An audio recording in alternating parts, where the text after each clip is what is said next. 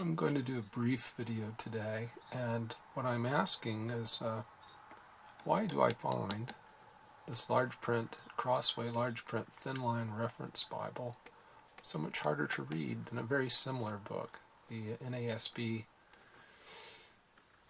Large Print Ultrathin Reference Bible. Those of you who've been watching my videos realize probably by now that I'm not a great fan of the NASB. One of my problems with it is it's advertised as the most literal translation, and I'm quite confident that's not true. I like the SB. I do have problems with it that are more of an aesthetic nature. I wish they had retained the Elizabethan English in references when one is addressing God that they had in the Revised Standard Version, as well as the distinction between shall and will.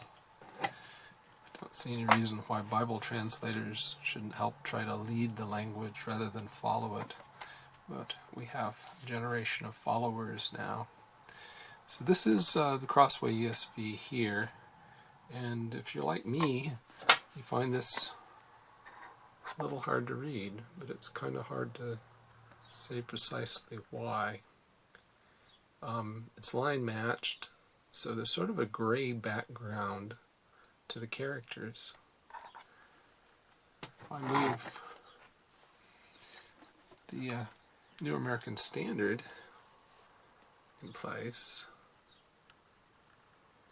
it's actually higher contrast, and I like that aesthetically. That's much more pleasing and much easier to read.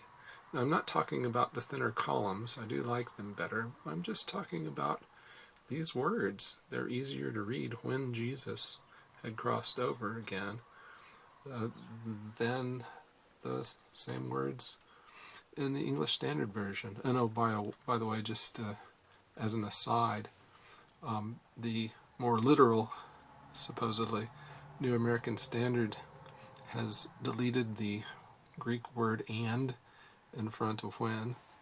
And then if you see this note, text note 1, if you look at that, verse 21, it actually is literally "was," while the English Standard Version has "was." But back to my point.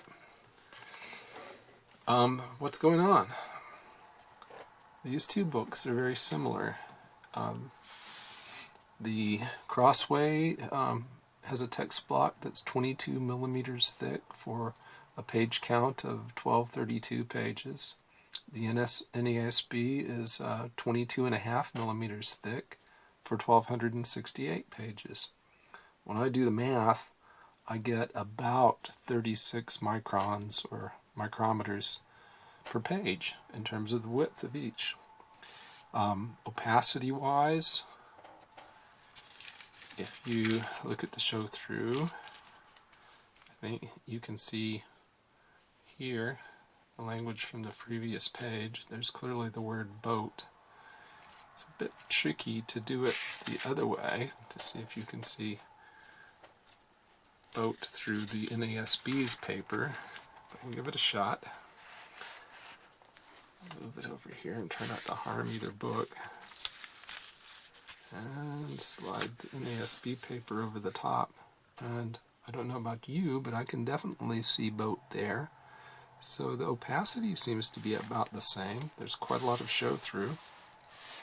Theoretically, one would think that the ESV would be superior because of the wonders of modern line matching. It is line matched, whereas the Lockman Foundation NASB Bible is not. However, this is better. And the only thing I can conclude is that the problem with this print here is that the characters aren't really black. I think that, unlike here where they really are black, you can see, I think here that this is simply a dark gray. And that's the reason that this is harder to read than this.